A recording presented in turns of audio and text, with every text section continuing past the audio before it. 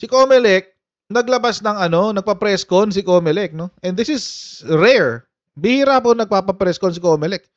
Unless si Comelec merong mga lakad-lakad, may mga tao dito, may mga orientation na ginagawa abroad or what have you. Doon lang nagpapa-press con si Comelec. But this time it's different. Iba ngayong ngayon.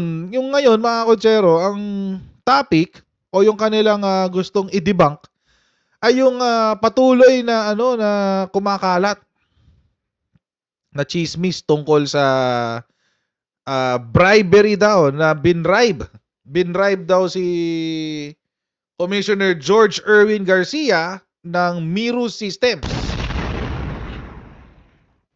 Si Miro Systems, mga kotsero, kung nakalimutan nyo na, sila yung nanalo sa public bidding ng at na pumalit kay Smartmatic. Oo, so hindi na si Smartmatic yung humahawak ng ating eleksyon sa ngayong 2025 or sa 2025 next year pala. Si Miro Systems na, South Korean firm. So, siya na yung hahawak. And hindi happy. Apparently, merong allegation itong si Comelec Chairman George Erwin Garcia na tinatrabaho siya ni Smartmatic. Oo. Tinatrabaho siya ni Smartmatic. Demolition job, guys. Oo. Kung kayo ay nasa US, UK, Canada, Italy, France, Spain, Ireland, and Belgium, ay pwede na po ay magpadala ng inyong mga remittances sa Pilipinas gamit po ang Sendwave.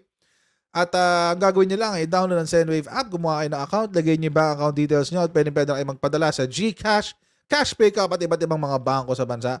At kapag ginamit nyo pa kayong promo code na Coach Jate, makakuha kayo ng karagdagang $20 free credit. Kaya gamitin na si Sendwave for all of your remittance needs. Comelec Garcia links Smartmatic to alleged demolition job. Yan. So, pero mga kotsero, alam nyo, si Smartmatic, hindi ako magtataka kung ginagawa nila to. Bakit? Nag-bribe nga sila kay kay Andy Bautista Itong siraan pa si Ito pa kayang siraan si Commissioner Garcia. Oh, di ba?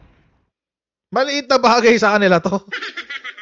Itong siraan si Commissioner Garcia. Maliit na bagay lang yan. Oo.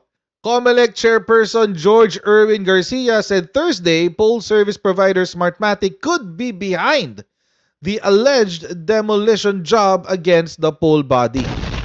Oo. Pero hinanap natin yung buti may nag-send sa atin ng video. Medyo mahaba lang, 12 minutes. Pero pagtsagaan nyo na kasi ikukwento dito ni Commissioner Erwin Garcia.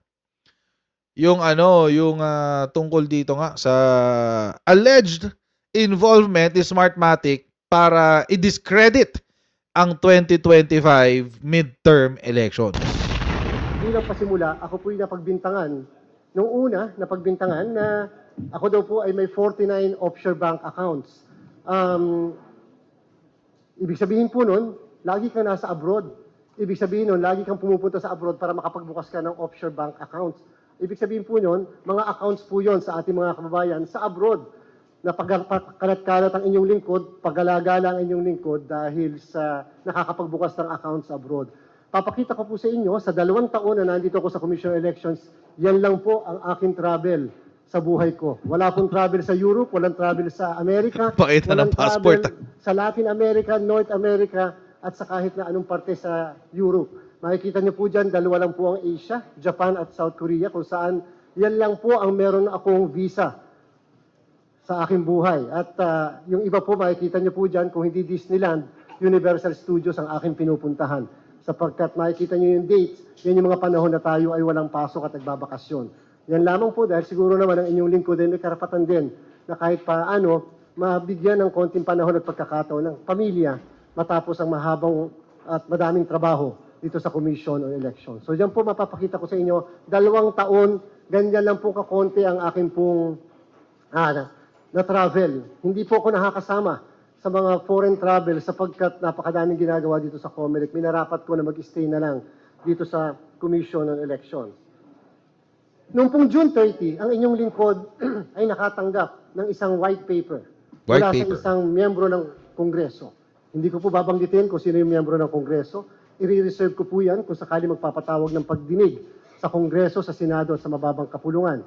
Subalit nakatanggap po ako ng isang white paper na nagsasabing madaming araw po kong foreign bank accounts. Ito po ay inilako sa Senado at sa House Inilako? of Representatives. At sinabi ko ng panahong yon, nung makatanggap ako, sure na sure ako merong kakagat na isang miyembro ng Inilako? Binenta? Binenta yung white paper sa House of Representatives?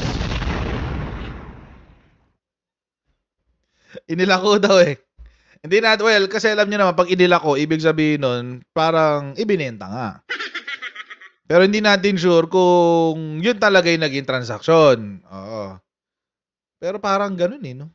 Inilako daw eh. So, may nagbayad for this information.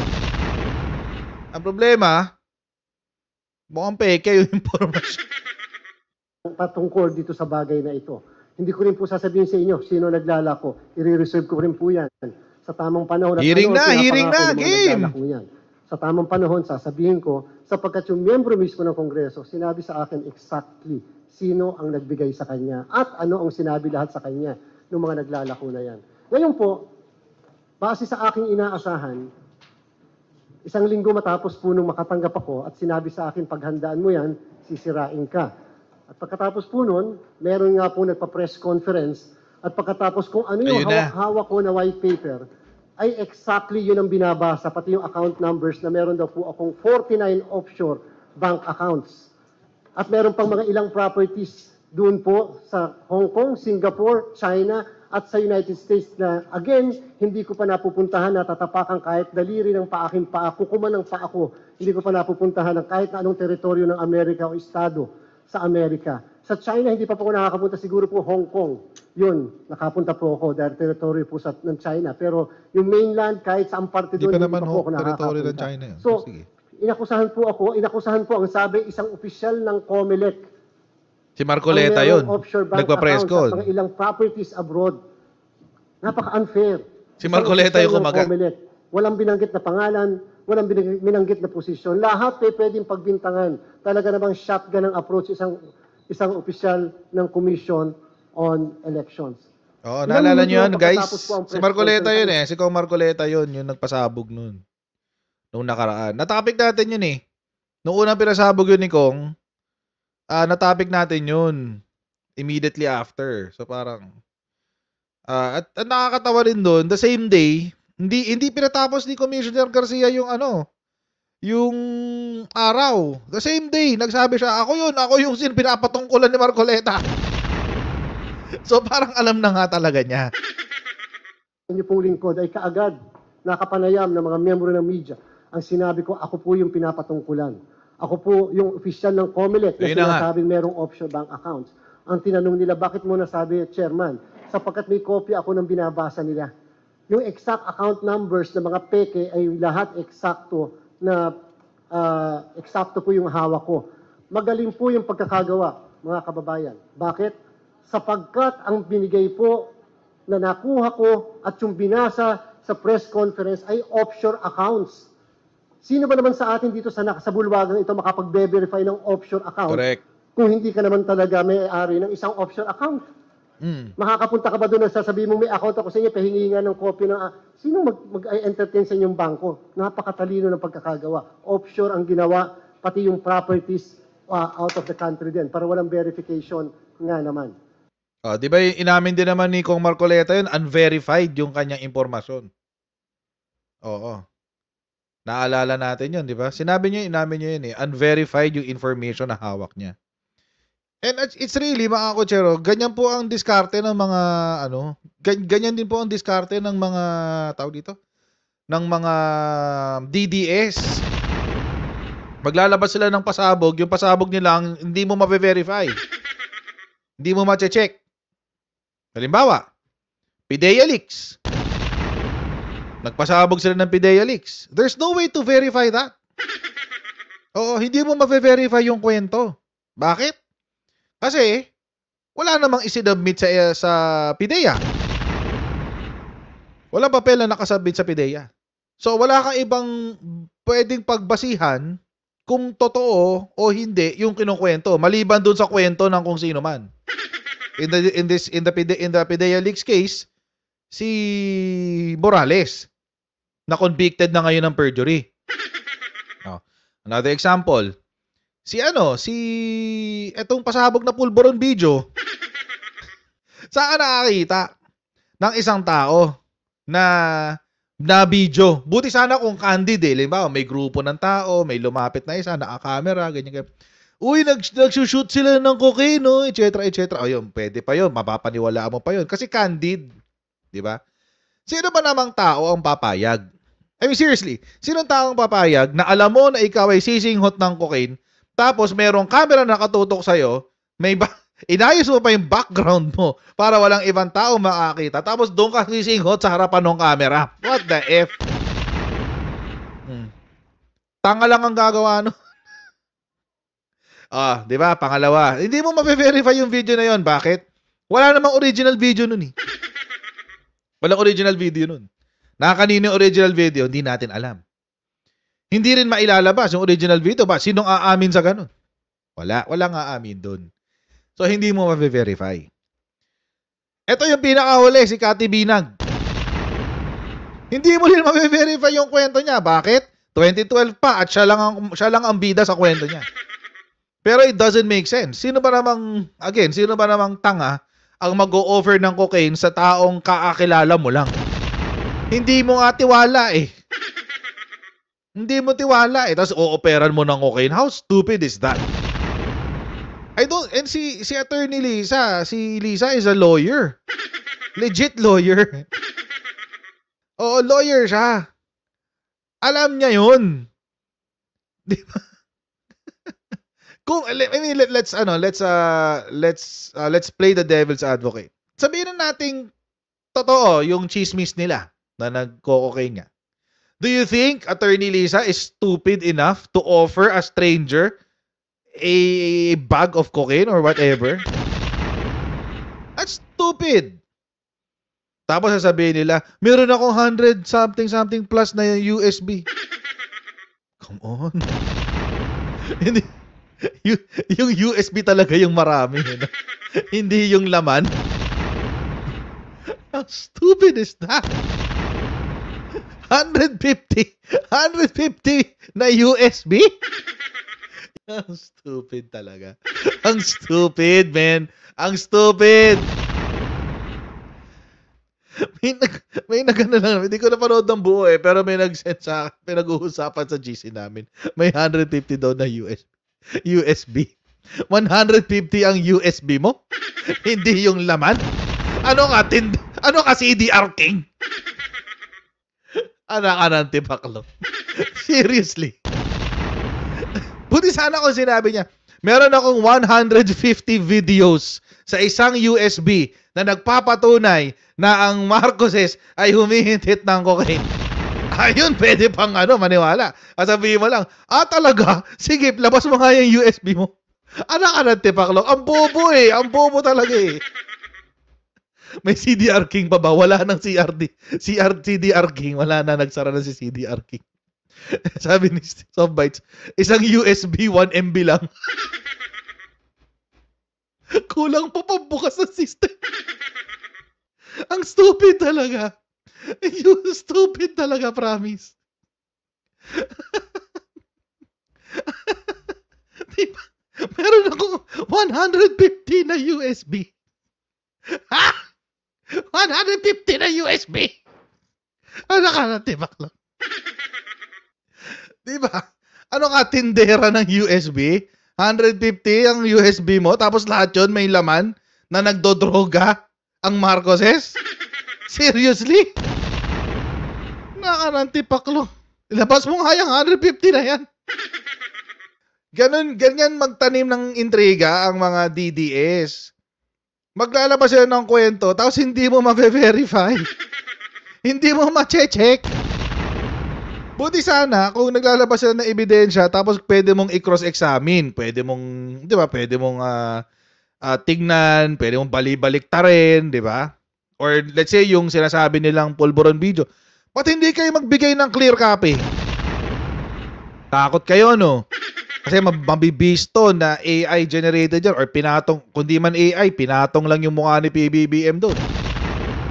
Malay ba natin kung habang nagsushooting sila, kulay green yung mukha nung kung sino mang sinushoot nila.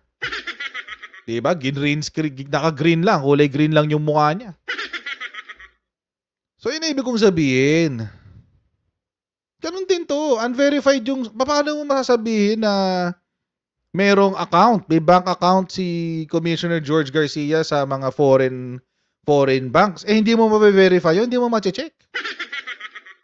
Anyway, tuloy natin. Medyo mahaba pa to. So, ang agad pong ginawa ko sa mismong araw na yan, nag-issue ako ng affidavit of denial. Pinanumpaan ko po yun para kung sakali na nagsisinungaling ako, pwede po akong balikan ng kasong perjury. At the same time, nag-issue po ako ng absolute waiver under oath ng lahat ng accounts na ito. Nasabi ko po sa NBI at sa Anti-Money Laundering Council na kung saan isalabit ko lahat yung mga ginawa kong pinanumpaang dokumento na sila po ay may kalayaan na tingnan, alamin lahat ang source ng accounts na to, anong history, account ko ba talaga yan. Sinabi ko at kung pwede maimbestigahan sino ang nasa likod nito at kung talaga ba mga accounts ko po, yung mga account na yan. At sinabit po natin yan sa National Bureau of Investigation. Pati po yung sa mga properties. Incidentally, gusto ko lang po sabihin sa inyo, yung mga kasamahan ko po na naandito ngayon, mga kagalang-galang na commissioners, sila po ay pumunta sa Hong Kong sapagkat kami po ay may ginagawang voters education massive, malawakan, para sa mga kababayan natin abroad, para po sa tinatawag natin na internet voting. Yan po mga kasamahan namin, mga staff pumunta po doon sa sinasabing property sa Hong Kong. Wala po silang nakitang ganong klaseng property. Yung buong kahabaan ng street na binabanggit dahil walang 12 floor pala doon hanggang 10 floor lang. Noong nakaraang araw lang, ang mga commissioners ko po, pumunta rin sila lahat sa Singapore dahil nagkaroon din po tayo ng malawakang voters education drive doon. Pinuntahan din po ng mga kasamahan natin yung pong property allegedly sa Singapore. Wala rin po nag-i-exist na ganong klaseng property doon sa Singapore. Kahit na yung mga taong kanilang nakausap, wala pong nag-i-exist na ganong property sa Singapore. Sa San Francisco, paano ka magkakaroon ng property sa San Francisco, USA, kung hindi ka pa naman nakakatapak doon? Bibili ka ba ng property na hindi mo pa napupuntahan o hindi ka makakapunta kahit kailan? Wala po akong American dream. Wala po akong pagnanais na makapunta. Kung ano makikita ko sa Amerika, makikita ko sa Pilipinas, mas magaganda pa. So, para po sa akin, bakit ako bibili ng property na gano'n? So, alam mong, peke na nga itong sa Hong Kong, so, peke ang Singapore, siguradong peke lahat yun. Sapagkat hindi pa nga po ako nakakapunta sa bansang yan. So, ngayon po, binigay ko po natin lahat, pinagpaubaya na po natin sa NBI at sa Anti-Money Laundering Council. Naniniwala tayo, ang NBI, pwede po sila makipag-usap sa FBI, kasama na rin po ang Anti-Money Laundering Council, sapagkat meron po tayong ugnayan sa iba't ibang Money Laundering Council ng iba't ibang bansa. I-verify. Ang tawag po nila doon, Egmont search. Yung Egmont search, isang tingin lang yun. Yun po ang nire-request ko. Yan po ay nasa mismong batas sa Anti-Money Laundering Council. Isang tingin lang, malalaman kung peke ang lahat po ng account. Ngayon po, pinapakita ko po sa inyo yung mga liham na pinadala natin, pati po yung affidavit na ating pong pinirmahan. Lakas ng loob ni Commissioner Garcia, no? Nauna na siya. Inunahan na niya si Kong Marcoleta. Nauna na siyang pumunta sa NBI, nauna na siyang pumunta ng AMLAC. O, pa-check nga po itong mga account na to. Diba? Wow! Confidence! Tindi ng confidence, diba? Parang siya pa nagbibigay ng ebidensya para kay Kong. Yun nga, malakas ang loob. Malakas ang loob ni Commissioner Garcia. Oo, malakas ang loob. So, parang, di ba, parang medyo nasa alanganin na si Kong Marcoleta. Kong, may pag-asa ka pa. Wag ka pong don't go to the dark side. Para Star Wars lang. No? But don't go to the dark side. Oh, dito ka lang po sa lugar ng mga Jedi. Wag ka po sa dark side. Anyway, don't go to the dark side of the Force. Oh, pwede may pag-asa pa po kayo. May pagkakataon pa po kayo umatras o wag na po kayong makipaglabanan. Anyway. Ilang araw po pagkatapos nung mismong press con, pagkatapos po ng aking mga pagsulat sa NBI, ay meron pong isang dating kongresista pumunta dito sa COMELEC. Si Erice. Nagpatanggap siya ng isang envelope na allegedly galing daw po sa Bahamas. Isang bansa na hindi Si ko Erice alam yan, kung si nasaan. Erice. With God as my witness, isang bansa na hindi ko pa rin napupuntahan.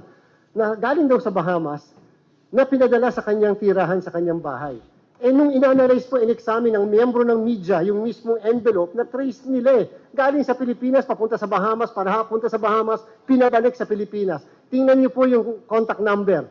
Hindi po ba, kahit ang pinapakita lang doon sa taas ay 4 na numero, at tingnan niyo yung numero sa baba, hindi po ba parehas ang account? So parehas ang nagpadala, parehas ang tumanggap?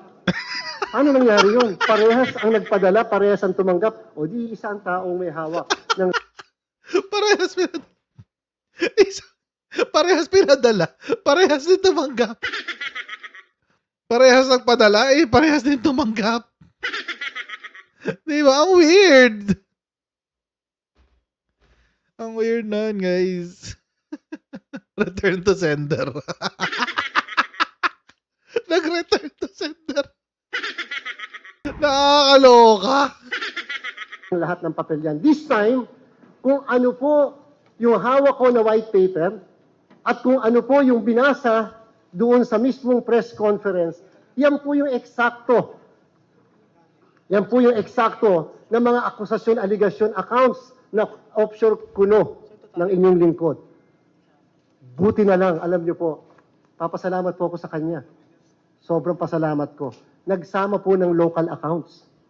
Doon po sa press con, doon po sa hawak ko, walang local accounts. Yung pala, talagang wala, tinanggal yung local. Bakit? Madali mag-verify ito, basta na lang binigay sa akin. Yung kay Erice may local. Yung lahat ng 49 na andyan, pati yung mga properties, foreign na andyan, nagsama ngayon ng foreign accounts. Nabisto kasi nagsama ng local accounts. Itong kay Erice. Yung una, yung expose ni Marcoleta, ni Kong Marcoleta, wala yung local accounts. Yung sa unang expose. Yung sa pangalawa, yung kay Erice, may local accounts. Kaya na-verify. Ng local accounts, 6 na local accounts.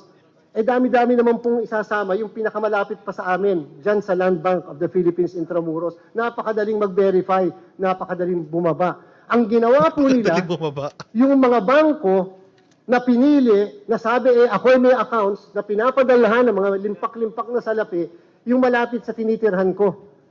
Nanghula ng mga bangko sa malapit sa tinitirhan ko. Kita niyo po halos lahat Makati yon, maliban dito sa Intramuros.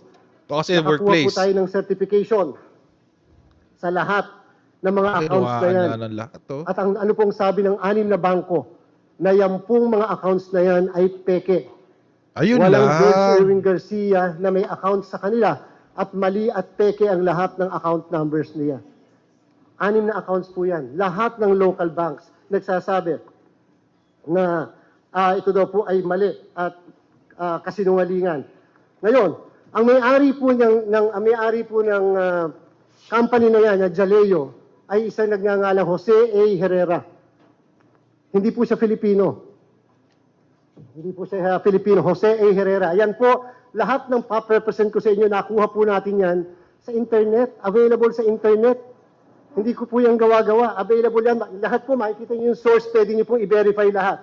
So, yan po ay pag-aari ni Jose Herrera, ang address ay Miami, Florida. Madami magsasabi, Miami, para narinig ko na yon, Miami, Florida.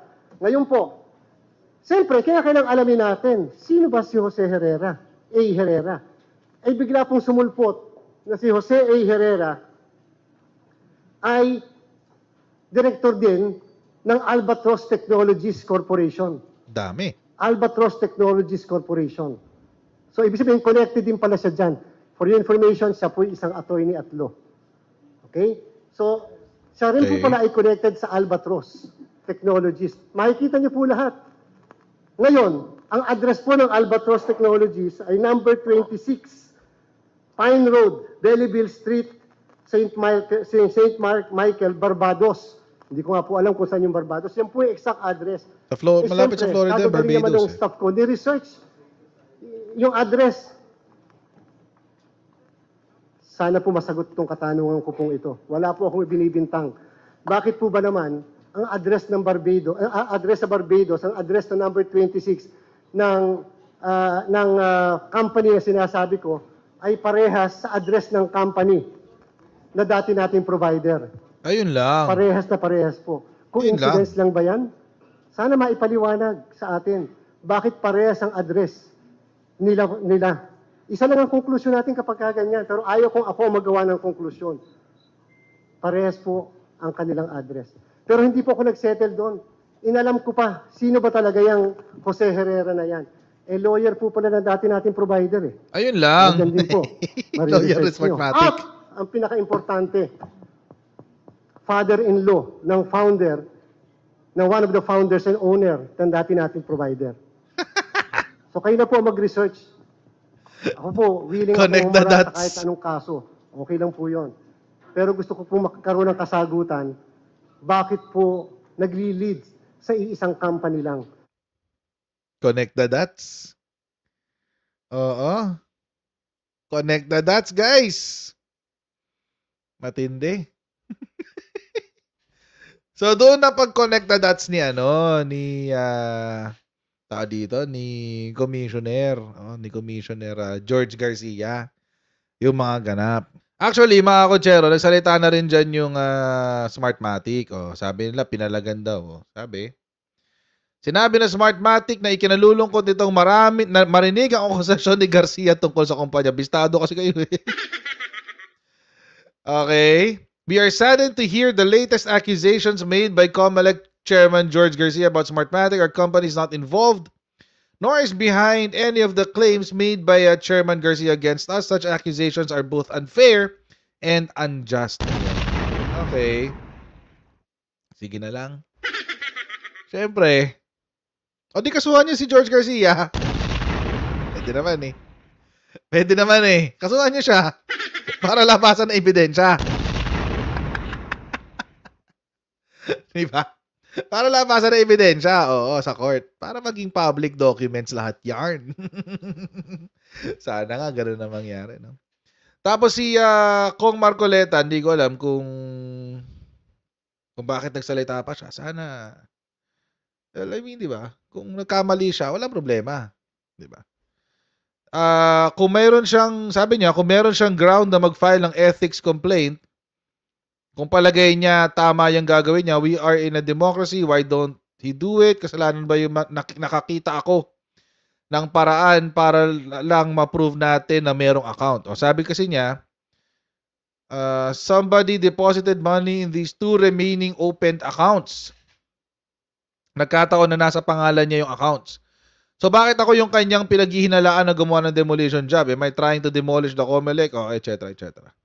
Hindi naman sinabi ni Commissioner Garcia na si Marcoleta yung nagde-demolition job. In fact, ang sinabi ni Commissioner Garcia, si Smartmatic ang nagde-demolition job.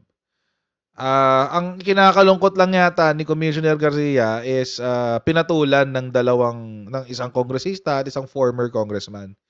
Yung patutsada ng naglako ng impormasyon. So, the thing is, even he admitted all of these are unverified. So, hindi kasalanan yung nakakita, but sana nung nakita niya yung dokumento is he verified it first bago siya naglabas ng nag-press con, di ba? Para sayang, sumabit tuloy si Kong Marcoleta. I mean, again, mga kotsero, I have nothing against Kong Marcoleta. He's a good person. Yun lang. Mukhang parang ako nakakita ako ng demolition job. Oo, nakakita ako ng demolition job. Kay Commissioner Garcia. And for what it's worth, I don't think I agree doon sa sinabi ni Kong Marcoleta. I don't think siya yung author. Kaso nga lang, siya yung pumatol eh. 'Di ba? Siya yung pumatol eh. 'Di ba? Kung good faith siya, edi sana lumapit na lang siya kay Commissioner Garcia, kinausap niya. O ito yung nakarating sa amin, Anong masasabi mo, Commissioner, di ba? Yun nga lang, pinasabog niya agad in public and even he himself has not verified it yet. So, siya ngayon nasabugan. Di ba? And again, mga Kojero, I have nothing against Kong Marcoleta. He's one of the better congressmen actually in Congress. Yun lang talaga, nagkamali talaga siya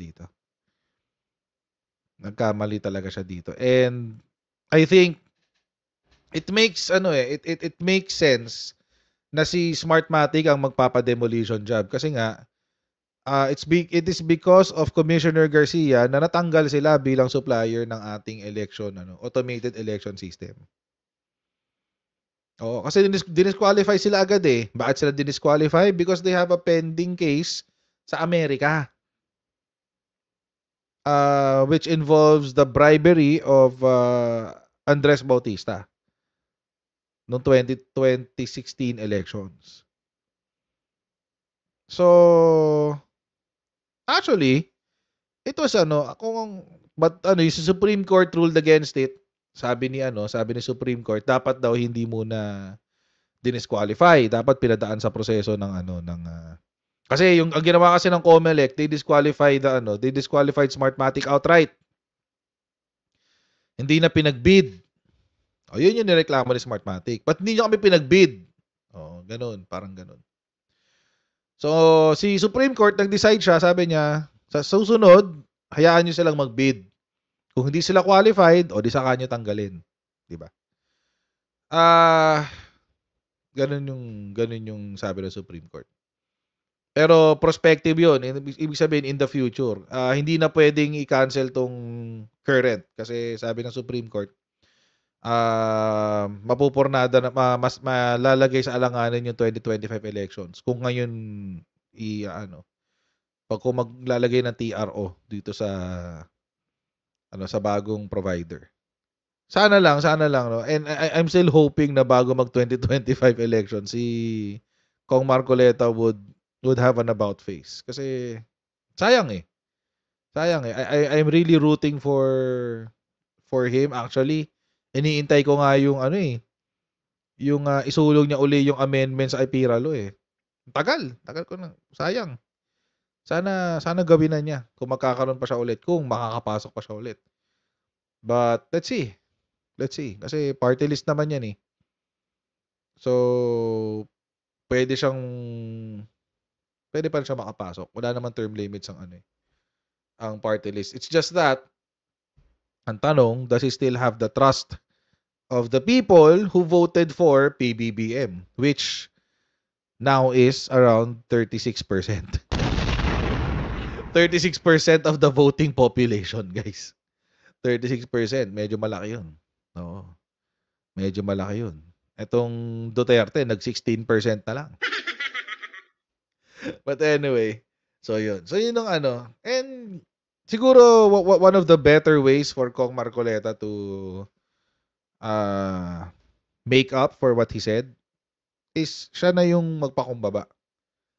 'Di ba? Kung nagkamali siya, edi na lang siya. Make it up.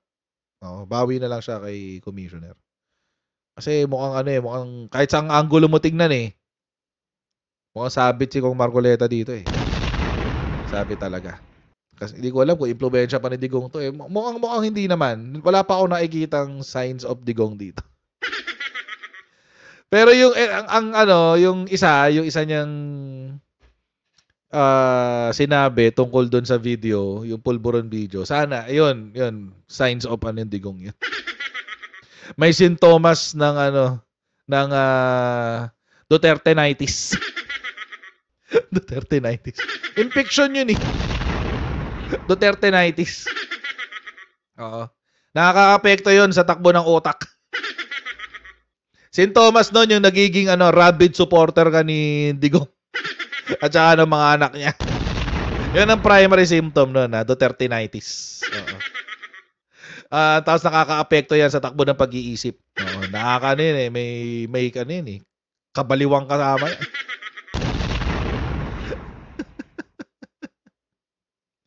Parang ano yan, kapag ano, parang sintomas yan, parang sa rabies. Oo. Naapekto ang takbo ng pag-iisip. Oo, hindi ka makainom ng tubig. Ganun. Duterte rabies. Oh, matindi infection yan. Oh, hindi naman nakamamatay, pero kailangan mong ma-desensitize. Kapag pinupo na si Digong, naglalaway ka sa galit. Yun yung Duterte rabies. Duterte 90s. Oo. Nakamamatay yan lalo na kapag mahina-hina ang puso mo. Okay, so hanggang dyan lang po muna tayo sa ating live stream for tonight. And wag niyo pong kalimutan mag-subscribe sa Coach Jared YouTube channel at sa bago ko pong YouTube channel din. Lagay ko uli yung link para makafollow kayo. Tulungan niyo po ako mga 1,000 subscribers sa Coach Jared Reacts. Okay, yan po yung link sa baba. Paki-follow po yan. And paki-subscribe po yan. And please follow me on my social media account, Jared Pulido ang pangalan. I'll see all of you in our next live stream. God bless you guys. See you next time. And happy birthday to my loving wife. Bye everyone. See you next time. Bye.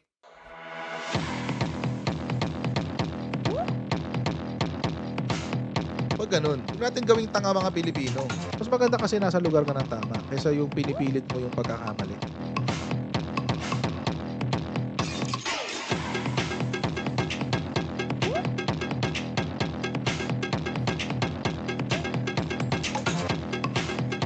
Are they willing to go that far? Hindi makakalimutan ng Pilipino yan hanggat di nasasagot niya.